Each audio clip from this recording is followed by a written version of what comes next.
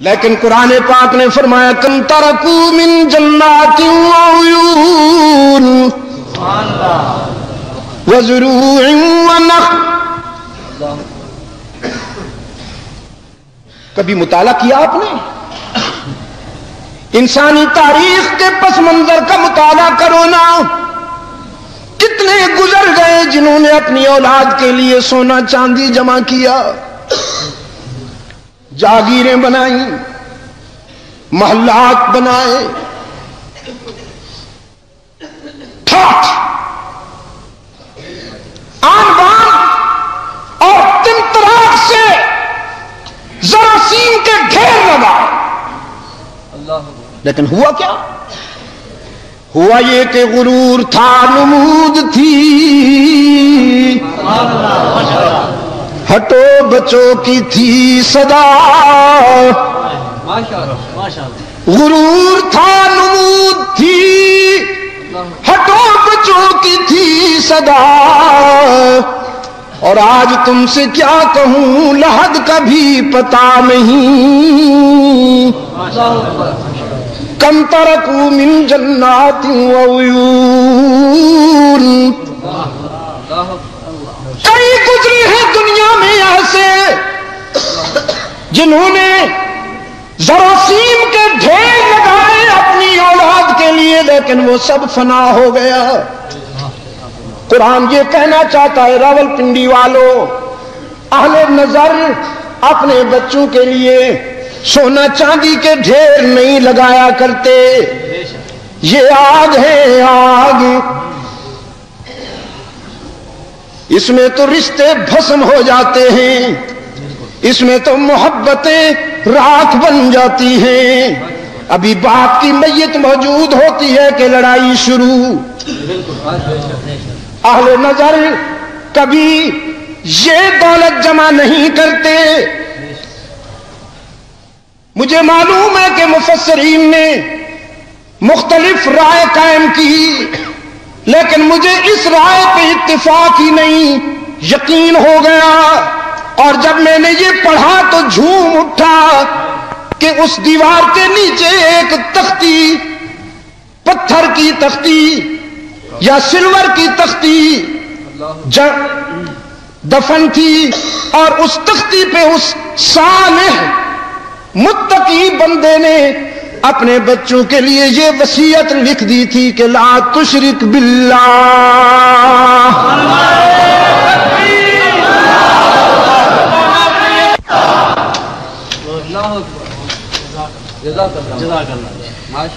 یہی وہ دولت ہے جو لقمان نے اپنے فرزند کو دی.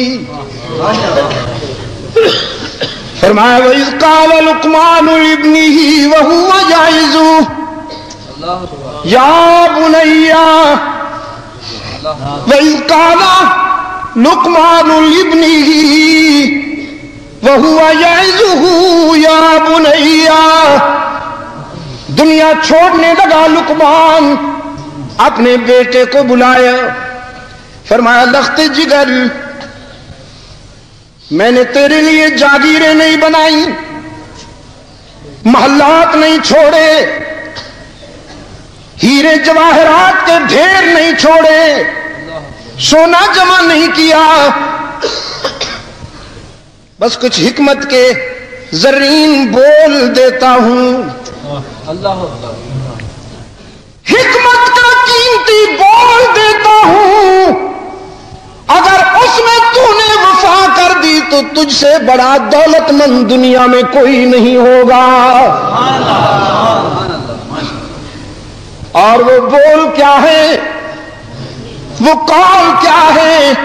وَإِذْ قَالَ لُقْمَانُ لِابْنِهِ وَهُوَ يَعِظُهُ يَا بُنَيَّ لَا تُشْرِكْ بِاللَّهِ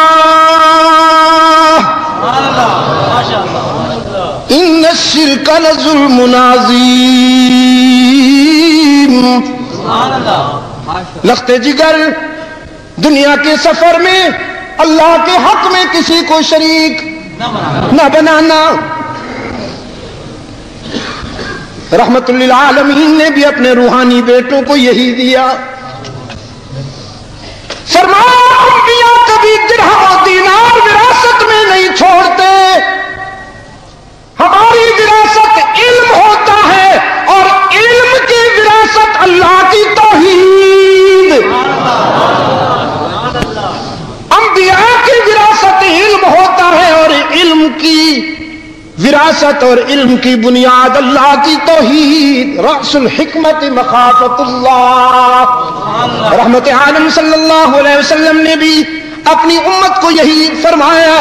ایک صحابی کو سامنے بٹھا کے فرمایا لا تشرک باللہ، اللہ کے حق میں کسی کو شریک نہ کرنا. کہنے لگا اگر صورتحال خطرناک ہو جائے، اگر میری جان خطرے میں ہو. رحمت عالم نے فرمایا، موحد اعظم نے فرمایا، امام الموحدین نے فرمایا ان قتلتا او حرکتا، اگر تجھے ریزہ ریزہ بھی کر دیا جائے، آگ میں جھونک کر بھسم کر دیا جائے، کٹ جانا، جل جانا، لیکن اللہ کے حق میں کسی کو شریک نہ بنانا.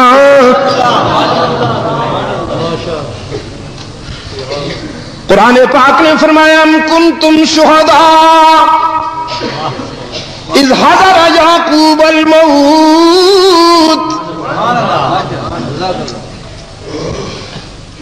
یاد ہے کچھ؟ ام کنتم شہداء اذ حضر یعقوب الموت اذ قال لبنیہ ما تعبدون من بعدی. جب یعقوب دنیا چھوڑنے لگا، موت کے آثار سامنے نظر آئے تو اپنے بچوں کو قریب بلایا، فرمایا ما تعبدون من بعدی. دنیا چھوڑنے سے پہلے میں نے جو تمہیں سبق پڑھایا، میں نے جو تمہیں تعلیم دی، ذرا بتاؤ میرا وہ سبق یاد ہے کہ نہیں؟ اپنی آنکھیں بند کرنے سے پہلے، کیا کہا میں نے؟ اپنی آنکھیں بند کرنے سے پہلے تمہاری آنکھیں کھولنا چاہتا ہوں. اپنی آنکھیں بند کرنے سے پہلے تمہاری آنکھیں کھولنا چاہتا ہوں. ما تعبدون من بعدی، بتاؤ تمہاری جبین کی عاجزیوں کے لیے مسجود کون؟ اے اللہ، جب تک نظام صبح و شام قائم رہے، جب تک فلک کے دامن میں ستارے چمکتے رہیں، جب تک حدائق میں انادل چہکتے رہیں، شیخ القرآن کے حدیقہ سے، شیخ القرآن کے اس گلشن توحید و سنت سے بھی یہ آواز بلند ہو. شیخ الہند کے روحانی فرزندوں کی یہ آواز گونجتی رہے، ولی اللہ کے روحانی بیٹوں کی یہ آواز گونجتی رہے، شاہ اسماعیل شہید کے روحانی بیٹوں کی یہ آواز گونجتی رہے. آلے اس کی بگڑی بھی اسی سے بنے گی، چاہے وہ دنیاوی زندگی کے کسی شعبے میں کھڑا ہو. میں نے پہلے کہا اس اسٹیج سے میں نمبر نہیں سیاسی نمبر بنانے کے لیے نہیں آیا ہوں، بس اتنا ضرور کہتا ہوں کہ اگر کسی کا دل چاہے تو اس آواز میں شامل ہو کے دیکھ لے. انسانی جبین کی عاجزیوں کے لیے سچا مسجود کون؟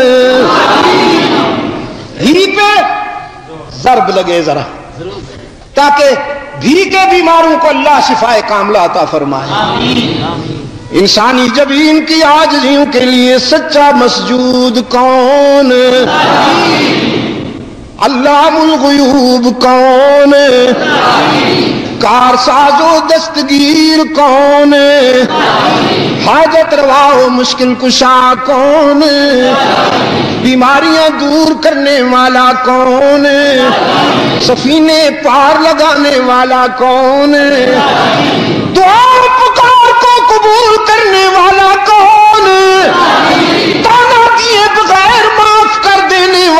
کون؟